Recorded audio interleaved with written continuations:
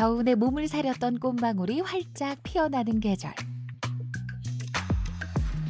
가슴 설레는 시작과 새로운 변화로 분주한 새학년 새학기인 이맘때 우리 아이를 찾아오는 반갑지 않은 손님이 있다. 첫째 아기는 계란 흰자 알러지가 있어가지고 제가 좀 천천히 먹이려고 하는데 지금은 일단 괜찮은데 그래도 되도록 안 먹이려고 하거든요, 흰자는. 제가 알러지가 있어서 좀 많이 건조한 편인데 아기가 5살인데 아기는 아직 괜찮은데 아기도 좀 건조한 편인 것 같긴 해요. 그래서 보습 같은 거 좀 잘해주고 이제 아이들이 알러지 반응이 검사를 해보니까 조금씩 견과류라든가 새우 같은 게 조금씩 먹으면 올라오더라고요. 그래서 이제 병원에서 처방해준 이제 크림이나 로션 같은 걸 이제 꾸준히 바르고 있고 특히나 환절기 같은 경우에는 다시 이제 피부에서 조금 오돌도돌한 게 올라오거든요.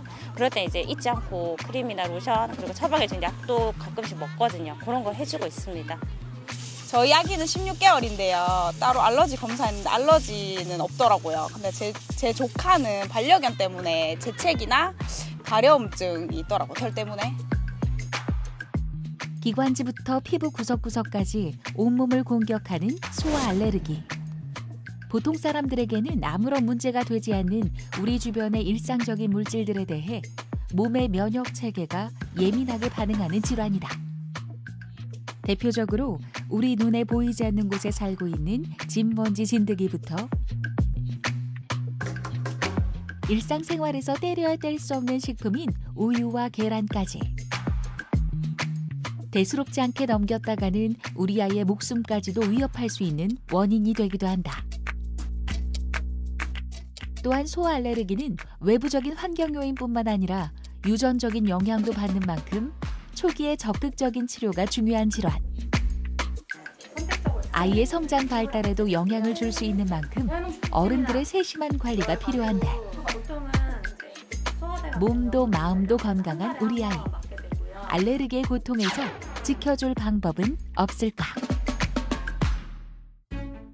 새학년 새학기를 맞아서 저희 TV 메디컬 약손에서 2회에 걸쳐서 준비했는데요. 우리 아이들의 몸 건강, 마음 건강에 대해서 살펴보고 있습니다. 네. 저희가 지난 시간에는 신학기 증후군, 그렇죠. 네. 어떻게 하면 극복할 수 있을지 함께 알아봤고요. 오늘이 2교시입니다. 네. 최근 증가하고 있는 소아 알레르기 질환에 대해서 어떻게 진단을 하고 또 관리하면 좋을지 알아보도록 하겠습니다. 네, 우리 가려운 곳을 시원하게 긁어주실 오늘의 주치의십니다. 소아청소년과 김가은 교수님 함께합니다. 안녕하십니까? 어서 오세요. 안녕하세요.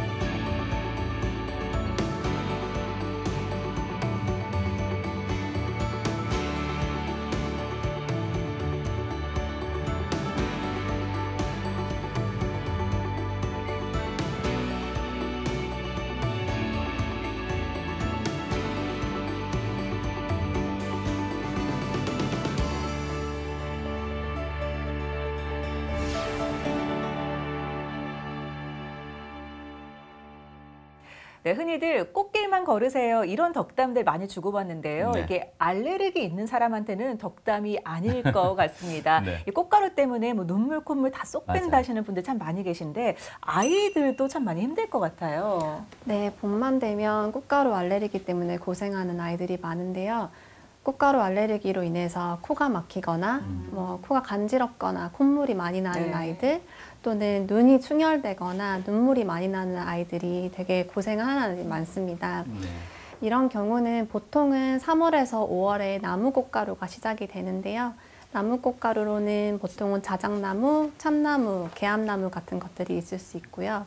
또 여름, 가을이 되면 쑥이나 아니면 잔디류 같은 것들로 인해서 또 꽃가루 알레르기들이 계절성으로 나타나게 됩니다.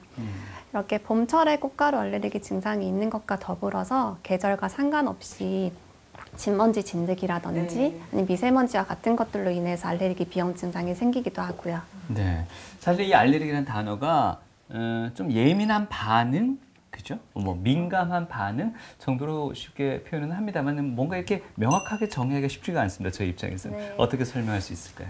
우리 몸은 일반적으로 해가 되는 그런 물질들이 들어오면 네. 그것을 제거하는 반응을 일으키게 되는데요. 이런 것들을 면역 반응이라고 일컫긴 합니다. 그런데 해가 되지 않는 물질들에 대해서도 면역 반응을 일으키는 것들을 과민 면역 반응 또는 알레르기라고 부르는데요. 예.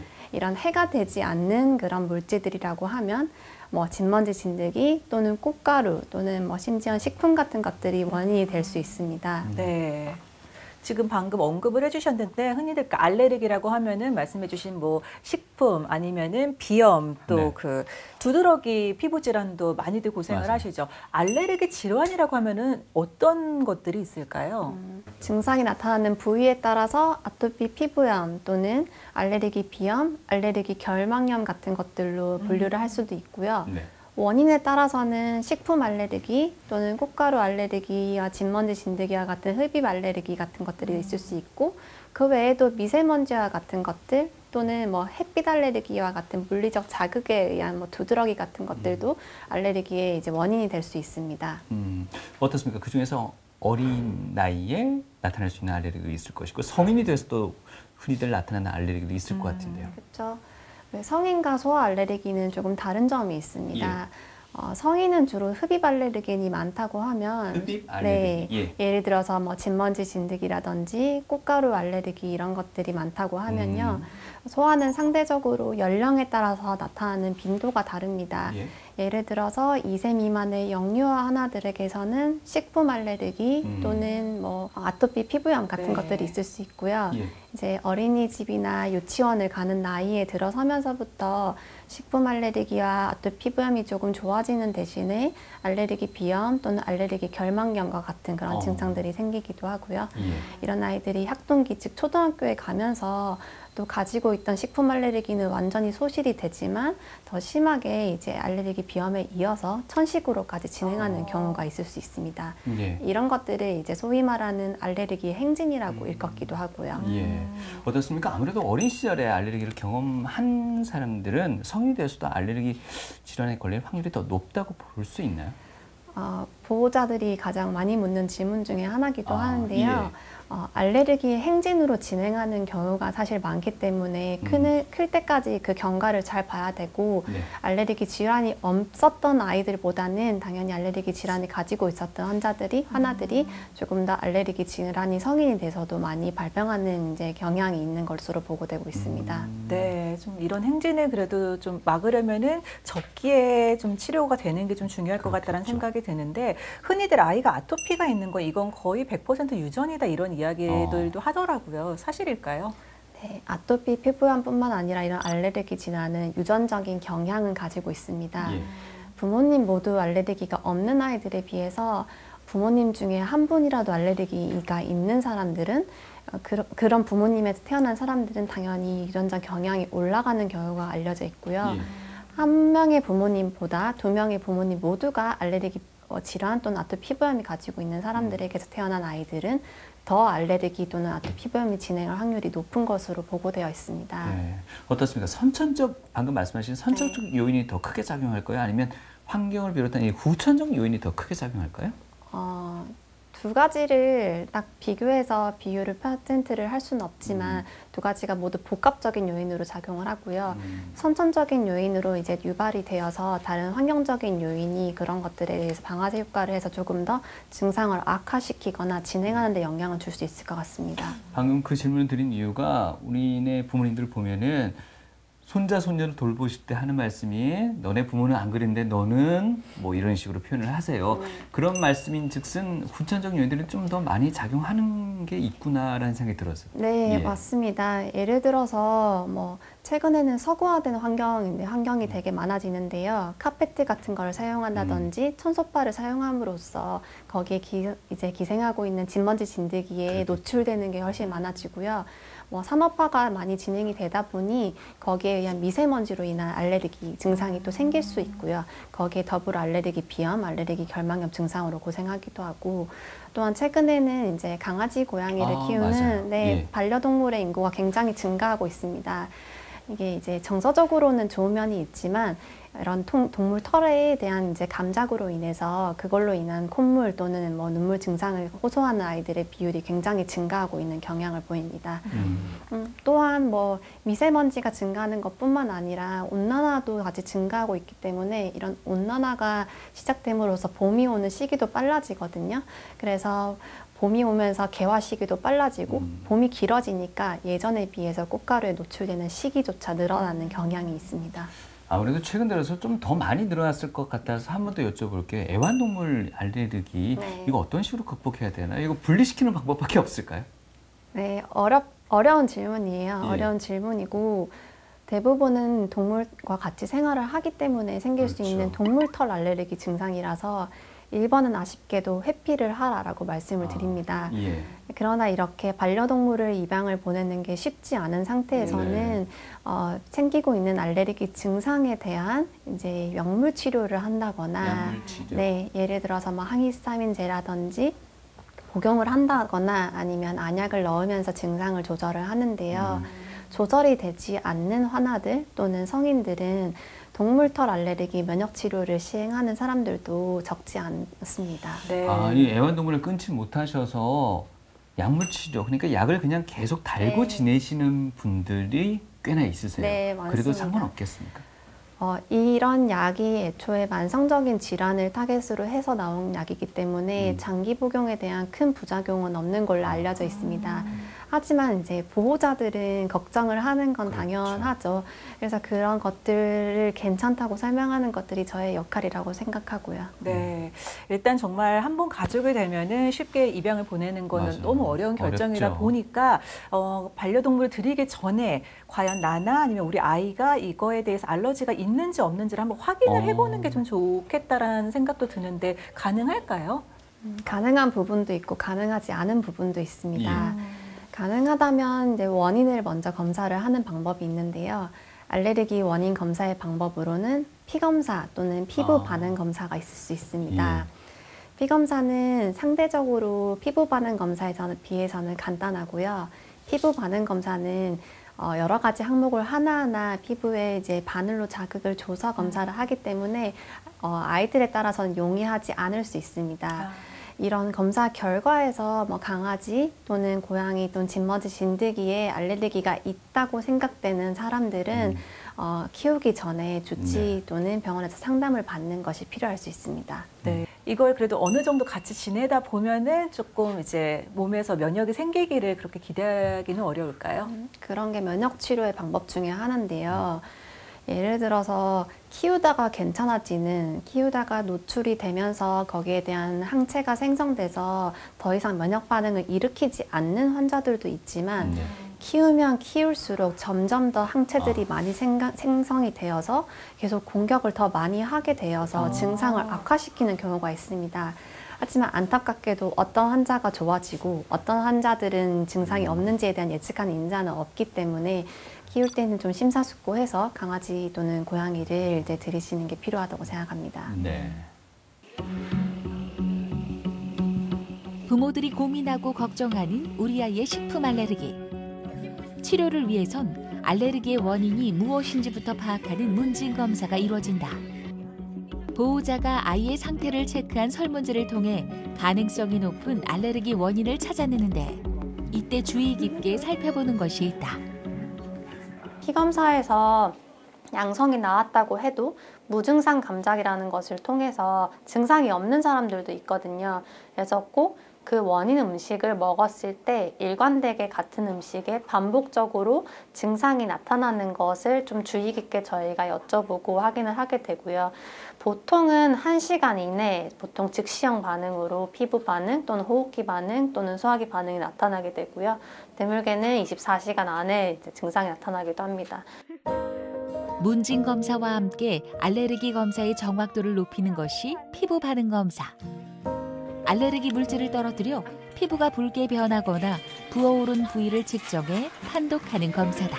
검사 자체의 정확도를 띨 수 있는 건 사실 피부 반응 검사긴 합니다. 항원을 하나하나 시약 반응을 통해서 피부에 반응이 있는지를 보는 검사인데요. 조그마한 바늘을 통해서 피부를 하나하나 소위 말하는 포 뜨듯이 예를 들어서 9가지를 하면 9가지의 피부에 자극을 준 다음에 그 상처난 피부에 시약을 떨어뜨리게 됐을 때 그 피부가 반응이 있는지를 보는 검사입니다. 사실 정확도가 가장 높다고는 알려져 있으나 소아인 경우에서는 그 시약이 반응이 있을 때까지 움직이지 말고 계속 가만히 있어야 된다는 한계가 있고 바늘을 찌를 때마다 아이들이 좀 거부하는 반응이 있을 수 있기 때문에 연령이 어린 아이들에게는 선택하는 데는 제한이 있을 수 있고요. 초등학생 한 3학년 정도 이후에는 환자에 따라서 가능한 경우도 있습니다. 어린이집이나 유치원 내지는 또 초등학교에 입학하는 자녀를 두신 분은 급식을 또 많이들 신경 쓰시잖아요. 맞아요. 네. 식품 알레르기는 있는데 어떡하지 하고 걱정하시는 부모님들 또 많으시잖아요. 맞습니다. 예. 최근에 그 국내 소아식품 알레르기 유병률이 지난 20년 동안 꾸준히 증가를 하고 있다고 합니다. 예. 주로 어떤 음식들이 이렇게 좀 알레르기를 유발하나요? 식품 알레르기란 식품을 먹고 생기는 음식에 대한 면역 반응이라고 보통은 말씀을 드릴 수 있는데요. 네. 우리나라에서는 보통은 어린이들의 4%에서 5%가량이 식품 알레르기를 앓고 있다고 보고되어 있습니다. 먼저 2세 미만 영유아에게서는 가장 많이 식품 알레르기를 일으키는 음식은 계란, 우유, 밀가루입니다. 네, 계란, 우유, 밀가루에 대한 알레르기 증상은 보통은 먹어서 생기는 피부 두드러기 또는 기침을 한다거나 아니면 캑캑거리는 호흡기 증상 또는 설사 또는 배가 아픈 복통 같은 증상들이 있고요. 증상에 대한 것은 똑같으나 원인 식품이 아이가 성장함에 따라서 좀 달라집니다. 계란, 우유, 밀가루는 아기가 좀 크면서 보통 관해라고 하는 이제 좋아지는 경향이 있어요. 예. 그래서 나이가 들면서 저절로 좋아지는 경우가 있고 이런 아이들이 그 나이가 들면서 또는 이제 메밀, 그 외에 새우, 호두 같은 견과류나 아니면 갑각류들에 또 알레르기가 있는 경우가 있어요. 그래서 식품 알레르기는 나이에 따라서 발병하는 음식의 원인이 다르고 그런 부분에 대해서 보호자들이 이제 다시 공부를 해야 될 필요가 있는 병입니다. 여러 가지 말씀 주신 그 식품 종류 중에 방금 복숭아가 빠져 있는 것 같은데 네. 복숭아 상당히 많이 거론되는 또 식품 중에 하나 아닐까요? 네. 예. 보통은 복숭아 알레르기가 있어요 라고 오는 경우가 많은데요. 예. 그런 경우는 제가 꼭 다시 질문을 드려요. 사과를 먹어서는 어떤가요? 또는 봄철에 꽃가루 증상은 없나요? 라고 질문을 드립니다. 예. 이렇게 질문을 드리는 이유는 정말 단순하게 식품 알레르기인 복숭아, 사과 알레르기가 있는 것이 아니라 구강 알레르기 증후군을 겪고 있는 환자들이 대부분이기 때문입니다. 구강 알레르기 증후군이 뭐냐라고 예. 하면 구강 알레르기 증후군은 꽃가루 알레르기가 있는 아이들이 식품이 들어왔을 때 그 두 가지의 구조가 유사한 구조를 가지고 있어서 예. 우리 몸이 꽃가루가 들어온 것과 같은 그런 반응을 일으킵니다. 그래서 이런 증상의 가장 특징적인 것은 입술이 따끔따끔하다거나 혀가 따끔따끔하다, 목이 아프다 이런 증상을 호소하고요. 다른 식품 알레르기 증상과는 조금 별도로 국소적인 입의 증상으로 국한된다는 점이 특이한 점입니다. 그래서 보호자들이 우리 아이가 사과를 먹기 싫어서 그러는 것 같아요 라고 말씀을 하세요. 예. 근데 실제로 증상과 꽃가루 증상이 있고 혈액 검사를 하다 보면 실제로 꽃가루 알레르기인 경우가 대다수 있습니다. 분명 말씀하시는 와중에도 나왔습니다만은 외출, 야외 활동을 전혀 하지 않았는데 꽃가루 알레르기와 비슷한 증상이 나올 수도 있다는 거잖아요. 식품에 따라서. 그렇죠? 조금 다릅니다. 네. 꽃가루 알레르기 증상은 대부분은 눈 증상 또는 코 증상, 즉 눈이 간지럽거나 코가 콧물이 많이 난다거나 코가 간지러운 증상을 나타나는데요. 구강 알레르기 증후군이 있는 환자들은 물론 꽃가루 증상이 생기지만 식품을 먹었을 때 예를 들어서 사과를 먹었을 때 입이 따끔따끔한 증상이 생기는 것이라서 증상은 조금 다르나 원인은 비슷하다고 말씀드릴 수 있습니다. 예. 네. 이 또 식품 알레르기가 보통 아토피 피부염을 앓고 있는 아이를 키우는 부모님들이 정말 신경을 많이 쓰시더라고요. 이게 깊게 연관이 있다라고 하던데 그런가요? 네, 굉장한 연관이 있을 수 있습니다. 예. 보통 아토피 피부염은 피부 장벽이 깨짐으로써 시작을 하는 병이기도 하는데요. 특히나 이렇게 깨진 피부 장벽으로 식품 알레르기에 그런 성분이 노출된다거나 아니면 식품 알레르기를 이제 먹었을 때 이런 증상이 더 악화되는 경향이 있고, 실제로도 식품 알레르기를 동반한 환자들의 대다수 이상이 아토피 피부염을 같이 겪고 있습니다. 아이들의 알레르기와 관련된 증상들 앞서 뭐 몇 가지 소개를 해주셨습니다만 식품 알레르기의 가장 주된 증상이라면 어떤 걸 꼽을 수 있을까요? 식품 알레르기의 가장 흔한 증상은 피부 증상입니다. 피부 증상. 네, 피부 증상이라고 하면 피부에 두드러기가 나는 증상이고, 부위는 어디가 될까요? 그거는 환자마다 다릅니다. 입술이 붓는 사람도 있고요. 아니면 목 주위에 발진이 생기는 사람도 있고, 가지고 있던 아토피 피부염의 부위인 뭐 볼이나 아니면 팔다리에 접힌 부분이 악화가 되는 사람도 있습니다. 예. 식품 알레르기의 증상이 꼭 두드러기라고 할 수는 없고요. 그 외에도 먹어서 생겼을 때 복통이 있다거나 설사라는 소화기 증상이 생길 수도 있고요. 아니면 조금 위험할 수 있는 호흡기 증상으로는 기침을 한다거나 아니면 기관지가 좁아서서 생기는 천식과 유사한 소리들이 생겨서 숨이 답답하다거나 가슴 통증을 호소하는 환자들도 많습니다. 또한 2가지 기관 이상의 침범을 하면서 아기들이 혈압이 떨어지거나 아니면 그거에 대한 표현으로 기운이 이제 빠지거나 기절을 하는 환자들도 있는데요. 그런 것들은 굉장히 위험한 응급 상황이고, 이런 상황을 아나필락시스라고 부르기도 합니다. 네, 그 아이들 그 알레르기 가운데서 앞서도 이야기를 하셨지만 달걀 알레르기 때문에 고생하는 친구들도 많이 있고 네. 우유를 못 먹는 친구들도 있더라고요. 맞아요. 근데 달걀이나 우유는 워낙 아이들이 또 많이 접하는 좋은 영양 식품이기 때문에 이거를 알레르기가 있다고 무조건 차단을 하는 게 맞을까? 이런 고민도 좀 들 것 같아요. 네. 보통은 이유식을 시작하는 시기에 계란이나 우유 같은 걸 돌이 다가왔을 때 보통은 시도를 해요. 그래서 계란 또는 우유 알레르기가 있는 애들은 그때 이제 저희가 발견을 하는데요. 그때는 보통은 회피를 한다고 저희가 설명을 드립니다. 대신에 계란이나 우유 또는 밀가루 같은 것들은 회피하기 어려운 일상생활에 굉장히 밀접한 음식이라서요. 네. 영양사님과 저희 상담을 통해서 대체할 수 있는 음식들을 보통 교육을 하고 성분표를 이제 확인을 하는 방법을 다시 이제 재반복 교육을 하고 있습니다. 조금만 먹어도 반응이 똑같이 일어나나요? 네, 그럴 수 있습니다. 굉장히 소량을 먹은 사람이 예를 들어서 뭐 냄새만 맡는다거나 네. 아니면 조리기구에 묻은 그런 소량의 음식으로 다른 음식을 해줬는데 거기에 들어간 소량의 단백질로도 심지어 아까 말씀드린 아나필락시스 같은 반응이 일어나는 환자들도 있습니다. 예. 네. 또한 또 신기한 건 조리 방법에 따라서도 달라지는데요. 어떻게? 예를 들어서 우리 애는 삶은 계란은 이때까지 잘 먹었어요 라고 말씀을 하십니다. 그런데 마요네즈를 먹었더니 증상이 생겼어요 라든지 아니면 뭐 스크램블이나 계란 후라이를 먹었을 때 입가에 피부에 발진이 생겨서 왔어요 라는 보호자들이 있는데요. 결국에는 조리하는 방법, 예를 들어서 열을 얼마나 가열을 하는지에 따라서 단백질이 변성이 되기 때문에 같은 그런 음식이라도 항원이 변성이 돼서 증상이 달라질 수 있습니다. 네, 정말 식품 알레르기가 심한 아이들을 둔 엄마 같은 경우는 정말 항시 응급실에 갈 수 있도록 이사를 다니시는 분들도 계시더라고요. 네, 이렇게 좀 아이가 심각한 그러니까 호흡곤란이나 이런 정도의 심각한 그런 반응을 보였을 때 어떻게 대처를 해줄 수 있는 게 좋을까요? 이전에 아나필락시스를 경험을 했다거나 아니면 소량에도 반응이 있는 식품 알레르기 환자들이라면 자가 주사용 에피네프린 펜을 처방을 받아서 집에 이제 비치를 해놓는 것이 안전합니다. 보통 응급실에 오게 되면 저희가 주사로 주는 약이 에피네프린 또는 다른 이제 주사약인데요. 그것을 아기의 몸무게에 맞게 이제 소화용으로 저희가 제품화된 것들이 있고 그것을 필요시에 사용할 수 있게 옷 입은 상태에서 바로 주사를 할 수 있게 숙지를 해놓는 것이 중요합니다. 네. 사실 엄마가 집에 있으면은 하루 종일 아이를 케어하기 때문에 부담이 좀 덜할 수도 있는데 유치원 또 뭐 학교 보내다 보면은 엄마들이 또 신경이 많이 쓰일 수밖에 없습니다. 어떤 부분을 특별히 좀 이렇게 세심하게 관찰하면 좋을까요?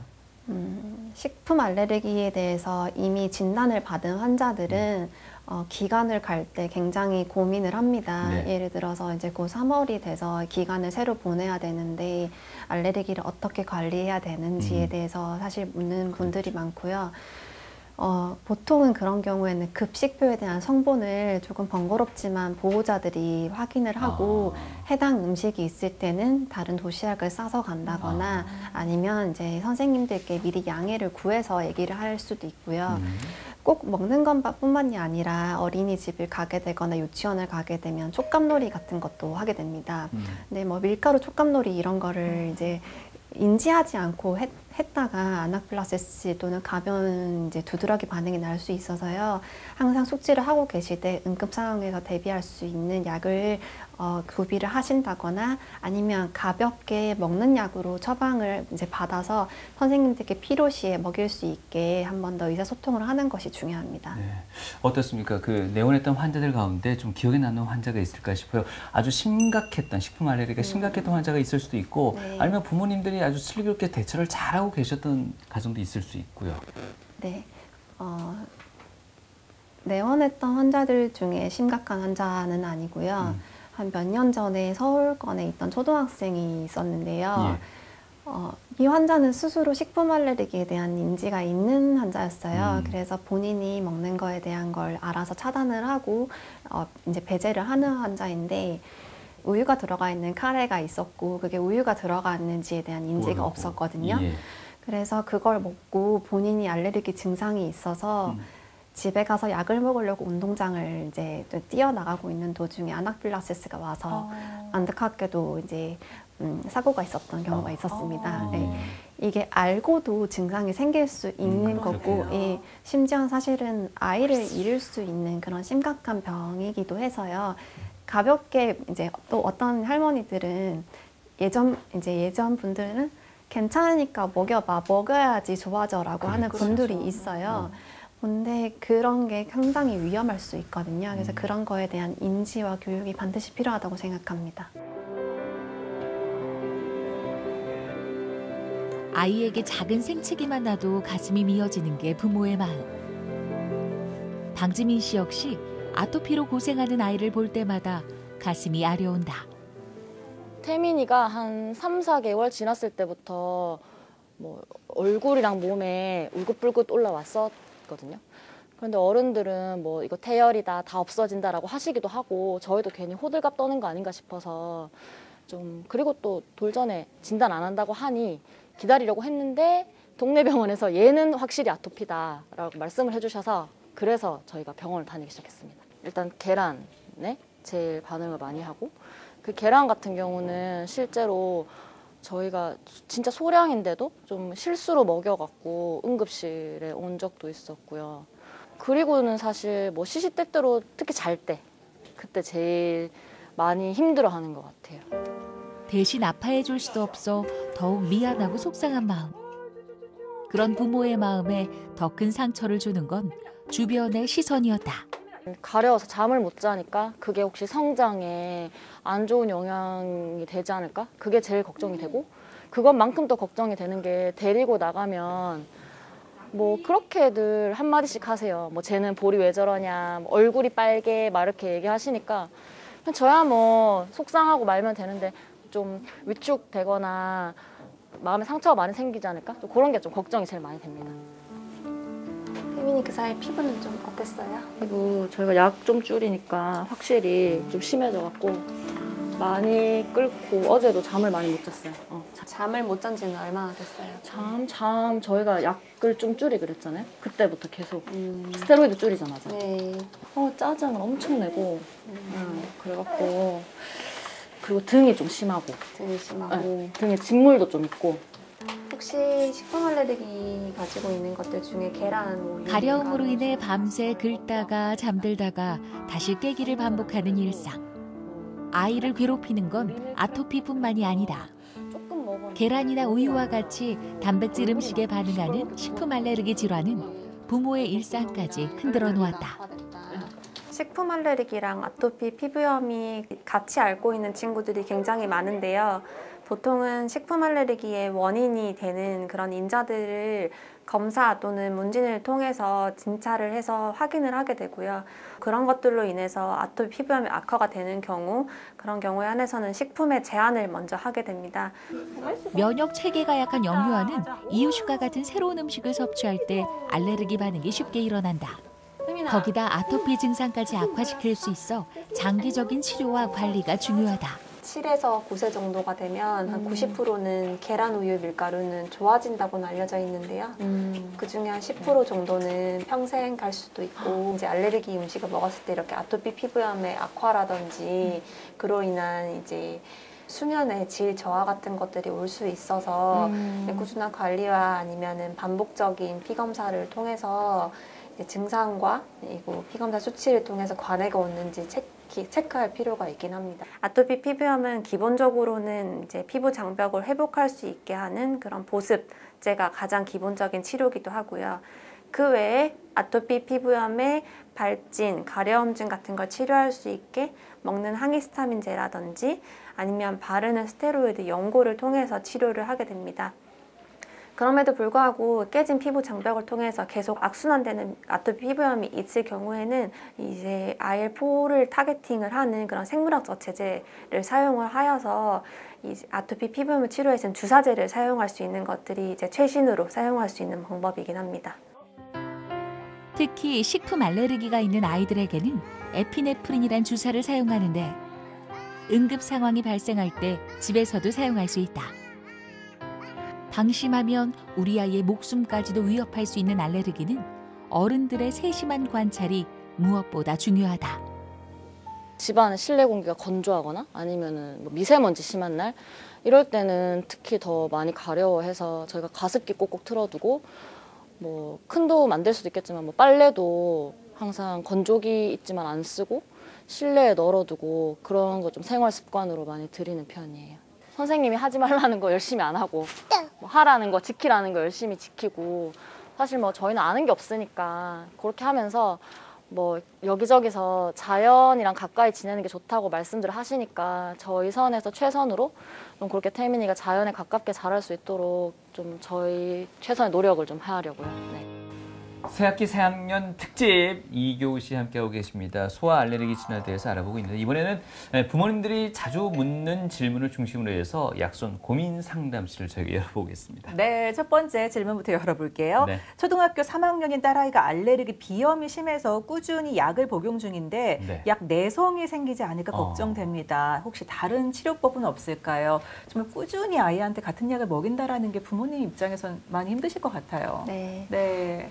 일단 알레르기 비염의 일반적인 치료는 세 가지로 나누어지는데요. 원인이 명확한 경우, 예를 들어서 진먼지 진드기인 경우 또는 꽃가루 알레르기인 경우는 회피요법을 먼저 하게 됩니다.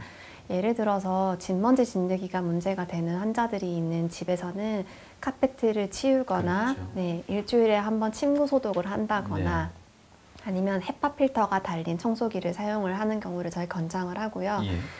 자주 환기를 시켜주는 그런 방식을 권고를 드리는 환경관리 또는 회피요법을 말씀을 드리고요.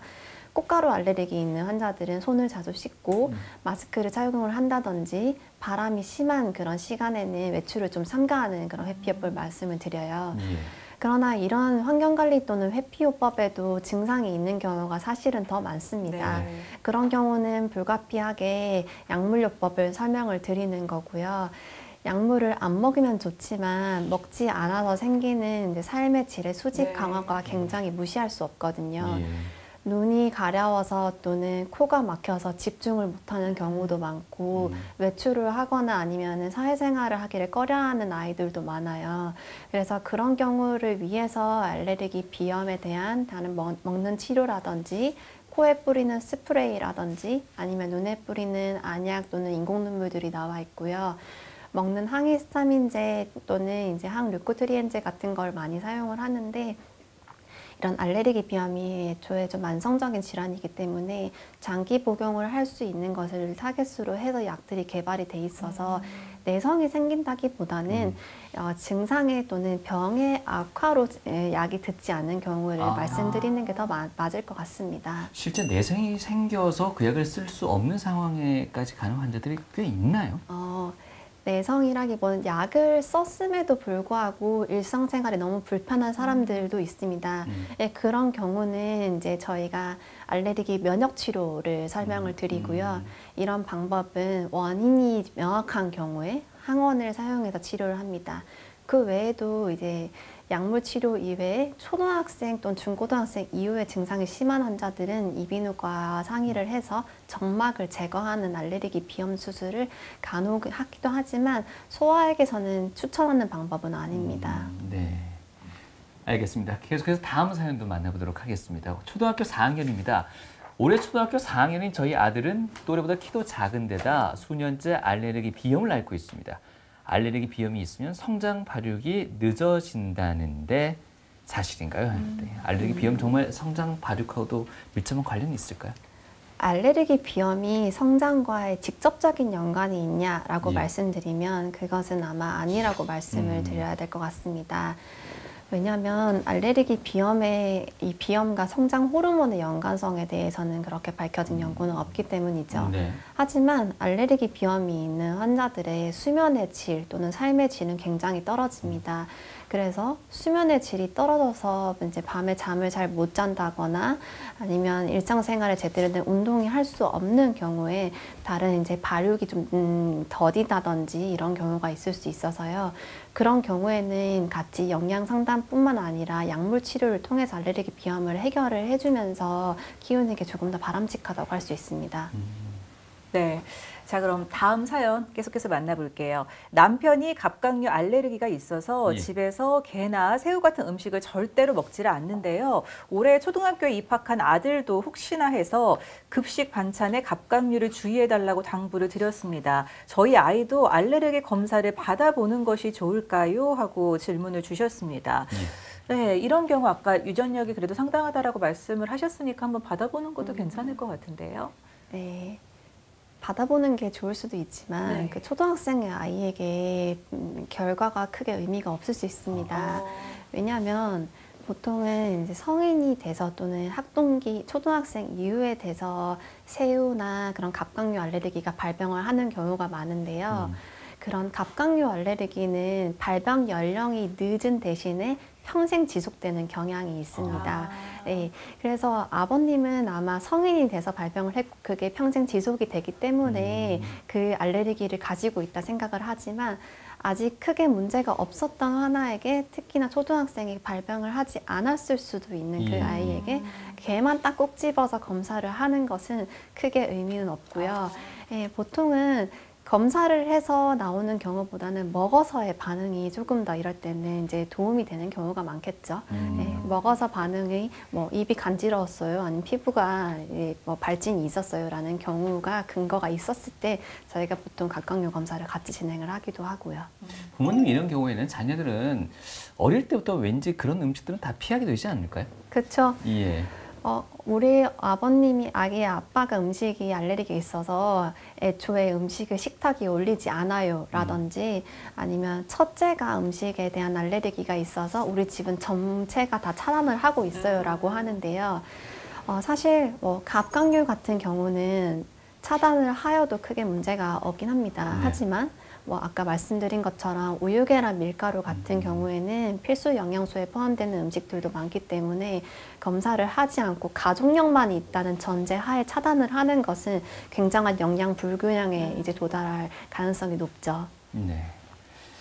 계속해서 다음 사연 만나보도록 하겠습니다. 아이가 아토피 때문에 힘들어할 때마다 스테로이드 연고를 발라주는데 내성이 생길까 봐 걱정입니다. 바르다가 중단하면 증상이 심해진다고 해서 난감한데요. 스테로이드 연고를 언제 어떻게 사용하는 것이 좋을까요? 하셨습니다. 이거 어떻게 해야 될까요? 보호자들이 스테로이드 연고에 대한 염려가 굉장히 많으세요. 그래서 우리 아이는 스테로이드를 끊으면 나빠지는 리바운드가 있어요 라고도 하시는데요. 리바운드가 어느 정도는 맞는 말이기도 하지만 틀린 말이기도 합니다. 네. 적절하게 스테로이드 연고를 잘 사용을 함으로써 아토피 피부염을 관리를 하고 더 이상 후 악화를 방지하는 적절한 치료제로 사용을 하는데요. 스테로이드 연고도 다 등급이 있습니다. 예. 등급별로 그 선생님과 상의를 하여서 맞는 적절한 포텐시의 스테로이드 연고를 사용을 한다거나 사용했음에도 불구하고 아토피 피부염이 악화되는 경우에는 경우에 따라서 기간을 정해서 스테로이드 연고의 포텐시를 올리기도 하고요. 예, 또 보호자들이 걱정을 하는 것은 스테로이드 연고를 사용을 했는데 우리 애는 안 나아요라고도 해요. 근데 다시 교육을 해보거나 상담을 해보면 스테로이드 연고를 너무 소량 사용하는 경우가 있죠. 그러니까 사용량의 문제가 있을 수 있어서 스테로이드 연고의 올바른 사용은 이제 성인 한 마디 정도 연고를 이제 짜시면 어른 손바닥 두 바닥 정도를 커버할 수 있는 양이다라고 가늠해 주시면 되고요. 네. 스테로이드를 사용하다가도 병이 너무 중증도가 심해서 아토피 피부염이 조절되지 않는 환자들도 많습니다. 예전에는 그래서 스테로이드 다음에 치료는 없다라고 생각하기도 그렇죠. 하고 무슨 대체요법과 여러 가지 민간요법들도 보호자들이 많이 찾으시는데요. 최근에는 이제 생물학적 제제 같은 것들이 약들이 신약이 많이 개발이 되어서 주사로 이제 사용을 하여서 간지러움이라든지 피부 각질을 이제 눈에 띄게 호전되는 이런 약들이 사용되어 있고 작년까지는 성인에게서 그 약들이 보험이 되고 사용 연령이 많이 이제 제한이 있었는데 올해부터는 그런 생물학적 제제 신약이 12개월까지도 사용을 할 수 있게 예, 급여가 또는 이제 제한이 풀림으로써 아이들에게 사용할 수 있는 선택지도 다양해졌고요. 네. 어느 정도 이제 자녀들을 키우다 보니까 얻은 뭐 생활의 지혜일 수도 있는데요. 스테로이드나 항생제 같은 처방받은 약들은 어찌 보면 가장 집중적으로 병원에서 권장하는 양을 사용하는 게 오히려 더 효과적이다. 부모님들이 오히려 염려스러워서 그걸 자꾸 등한시하거나 또 간헐적으로 이렇게 처방하면은 먹이게 되면은 오히려 그게 더 내성 생기지 않을까 싶은 생각도 들더라고요. 네, 맞습니다. 그 간헐적으로 또는 무조건적인 회피는 아토피 피부염의 악화를 조장할 수 있고요. 그래서 어른이 적절한 시기에 적절한 양의 연고를 사용하지 않았던 환자들이 계속 악화가 되어서 피부가 두꺼워지고 막 갈라지고 각질이 생긴 코끼리 피부와 같은 경우가 생기는 경우들로 초래하는 경우도 있습니다. 아마 다음 질문 주신 분이 이런 고민을 좀 하시는 것 같은데 역시 아토피 피부염 사연입니다. 네. 아이 얼굴과 몸 곳곳에 아토피 피부염 흔적이 가득해서 마음이 아픕니다. 어떻게 관리를 해야지 이 흉터가 덜해질 수 있는지 원래 피부로 돌아갈 수는 없는 건지 궁금합니다. 이런 질문을 하셨거든요. 아토피 피부염의 주된 증상 중에 하나가 가려움증이에요. 그래서 피부 장벽이 이제 깨지게 되고 거기에 대한 염증 반응으로 붉기가 또는 이제 착색이 생기는데요. 그런 부분에서 치료가 이제 적절하게 되지 않은 경우 긁어서 생기는 이제 2차 감염, 세균 감염 같은 것들이 생기고 그로 인해 착색이 더 악화가 되는 경우가 있습니다. 이렇게 이제 악순환으로 인한 착색은 사실은 회복이 조금 더딘 경우가 많습니다. 그래서 이런 경우에서는 악순환으로 가지 않기 위해서 적절한 시기에 보습제와 스테로이드 연고 또는 먹는 약을 통해서 증상 치료와 가려움증에 대한 치료를 해주는 것이 바람직한 방법이라고 알 수 있습니다. 네. 이제 어른이 돼서 더 이상 아토피로 가렵지는 않는데 이미 앞서 말씀하신 것처럼 그런 약간 코끼리 피부 같은 그런 흉터가 남았을 때 이거는 치료는 가능한 걸까요? 더 이상의 재발이 없다라고 하면 어린이들의 피부나 재생 능력에 의해서 시간이 지나면은 2, 3년 내에 서서히 착색된 부분들도 돌아올 수 있는 경우가 많습니다. 하지만 아토피 피부염은 만성적인 병이라서 특히나 이제 접힌 부위 이런 부분들이 반복이 되고 이런 부분들이 반복적인 염증이 생기면 착색된 부위가 돌아오지 않는 경우도 간혹적으로는 있을 수 있습니다. 그래서 이제 피부염 때문에 고생하는 아이들 두 분은 샤워를 할 때도 웬만하면은 그런 그런 거 비누 같은 거 잘 쓰지 않고 그리고 이제 보습 로션을 고를 때도 참 고민을 많이 하시더라고요. 팁 같은 게 있을까요? 네. 보호자들이 이렇게 말씀을 하세요. 우리 아이는 세정제를 사용하지 않아요. 왜냐하면 아토피 피부염이 너무 심해서요. 라고 하는데요. 권장드리는 방법은 아닙니다. 대신에 세안제를 현명하게 골라야 하는데요. 저희 이제 소아 알레르기 학교에서는 약산성 세제를 권고를 드립니다. 왜냐하면 이런 피부 염증 부위에는 그런 노폐물들이 쌓여져 있는데요. 이런 불필요한 노폐물들은 적절하게 씻어서 나가야 되고, 그리고 나서는 다시 보습을 통해서 새로운 피부 장벽이 회복되는 것을 기다리게 합니다. 그래서 보통은 보호자들이 유기농을 많이 써요라고도 하는데요. 저희는 꼭 약산성이냐 아니냐를 체크를 하시는 거를 강조를 하고 있고요. 연고 이외에도 당연히 보습제는 기본적이고 중요한 치료입니다. 보습을 얼마나 자주 하는지도 꽤 중요하고요. 중등도 이상의 아토피 피부염 있는 환자들의 대부분의 증상 건조함이기도 하거든요. 하루에 3회 이상 보습제를 수시로 덧발라주는 것이 중요한 방법 중에 하나이고, 샤워를 하는 경우에는 반드시 반드시라고는 할 수 없지만 가능하면 이제 3분 이내에 보습제를 사용을 해서 건조함이 사라지는 것들을 이제 저희가 추천을 드리고, 또 씻기실 때는 가능하다면 탕목욕을 하는 것이 더 좋고요.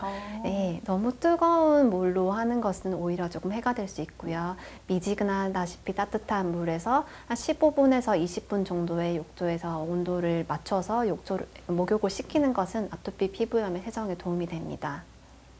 또 아이 키우는 집, 특히나 또 아토피 피부염 때문에 고생하는 집은 집안 온도나 아니면 습도 체크도 상당히 고민을 많이 하시더라고요. 네. 보통 가습기를 많이 이용하실 것 같은데 집은 어느 정도 적정하게 맞춰주면 좋을까요? 네. 건조함은 아토피 피부염의 악화인자 중에 하나이기 때문에 가습기를 트는 것을 권장하긴 합니다. 네. 보통은 50%에서 60%까지도 말씀을 드리는데요. 한 가지 주의해야 될 점은 아토피 피부염의 원인 알레르겐이 진먼지 진드기인 환자들이 있습니다. 대신에 이 진먼지 진드기는 따뜻하고 습기가 많은 환경을 좋아합니다. 네. 그래서 검사를 통해서 우리 아이의 알레르겐이 진먼지 진드기인 가정에서는 좀 진퇴양난인데요. 습기는 맞춰줘야 되는데 가습기에 진드기가 서식을 해서 나빠지는 경우가 있어서 권장량의 10% 정도는 좀 줄여서 사용하라고 저희가 꼭 말씀을 드립니다. 그래서 무조건적으로 가습이 많은 경우는 해가 될 수 있고 한 40%에서 50% 정도를 사용하는 것을 권장을 드리고 있습니다.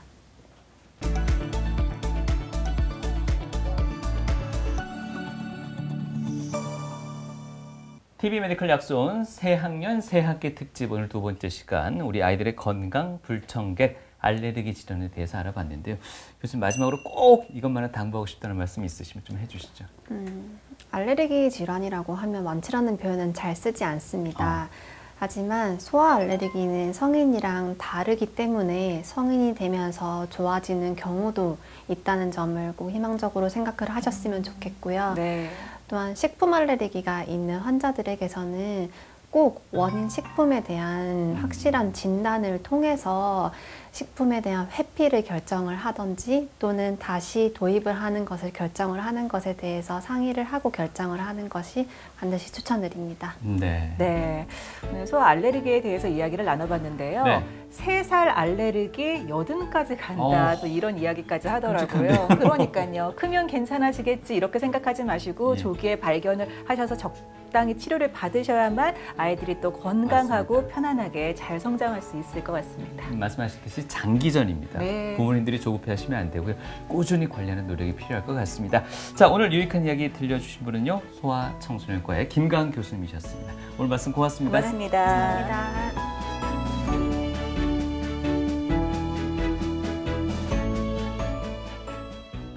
식품 알레르기인 환자들로 치면 다른 친구들이 먹는 거를 제한해서 먹지 못할 때, 먹고 싶어 할 때, 또는 다른 친구들이 해야 하는 음식으로 하는 촉감놀이 같은 것들을 하지 못하고 그것을 이제 유예해야 될 때가 가장 주치의로서 또는 부모님의 감정에 생각을 해줘도 좀 안타까운데요. 아토피 피부염이 나이가 들면서 성장함에 따라서 좋아지는 친구들도 굉장히 많고요. 아마 이제 자연스럽게 면역이 좀 획득되면서 더 이상의 면역 반응이 일어나지 않는 경우도 많습니다. 그런 경우에는 어렸을 때 피부 각질이라든지 수면의 질 저하라든지 아니면 뭐 외적으로 오는 것에 대한 그런 이제 자신감 저하라든지 그런 것들에 의해서 많이 회복이 되는 상태로 볼 수 있는데요.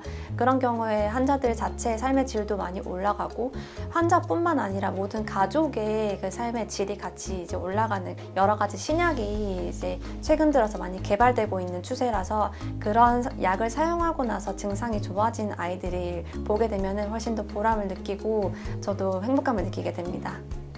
식품 알레르기 등 아토피 피부염을 가지고 있는 보호자들이 걱정이 많고 외래에서도 눈물을 많이 흘리십니다, 실제로.